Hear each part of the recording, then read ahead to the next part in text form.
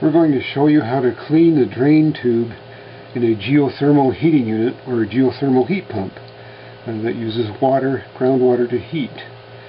The first thing we need to do is to make sure all of the power is shut off and that your thermostat upstairs is shut off. The next thing we'll do is we need to cover this pipe with a piece of duct tape or electrical tape. This is the drain pipe, and that will keep water from popping out there onto your floor. The next step is to take off these two side panels.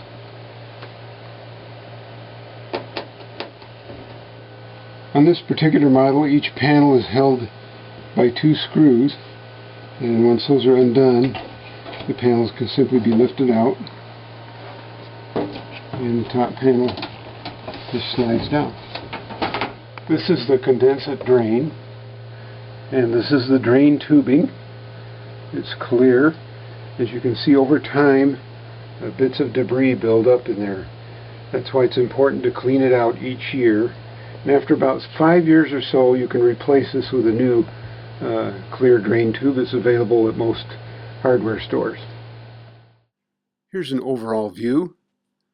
First, we're looking at the drain hole and the drain tray, the overflow sensor, and the drain tube from beneath the drain tray.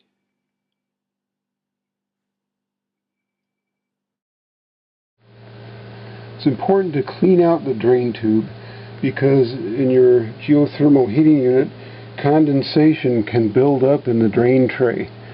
And if that happens and your drain tube is blocked and not working, it will fill up and hit the sensor wire, which will shut off your geothermal heating unit.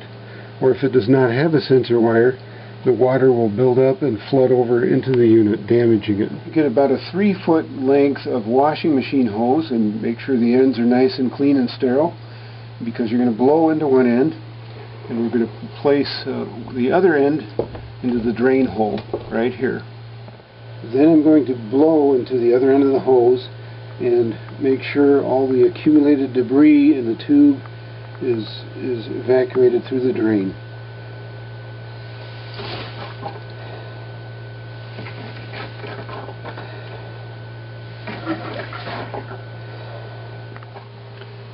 Next, we're going to pour a pitcher of clear, clean water down the drain hole right here. And you want to be careful when you're doing that, not to get any water on this sensor right here, this wire sensor.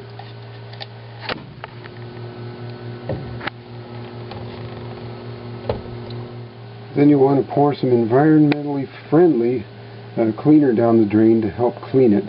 I've mixed some up in my pitcher here, and so I'll pour that down the drain. Next, we need to pour about a gallon of clear water down the drain. My pitcher here holds half a gallon, or 2 quarts, so I'll be pouring a couple of pitchers of water down the drain. Now we can take the tape off of our PVC drain pipe. Next, we'll make sure to wipe up the moisture that's in the drain tray. We just want to do that so we don't get mold in there. And now we'll put the side panels back on the geothermal heating unit. And then we'll put the top panel back, and that slides up into a notch in the top of the unit. And then drops right down.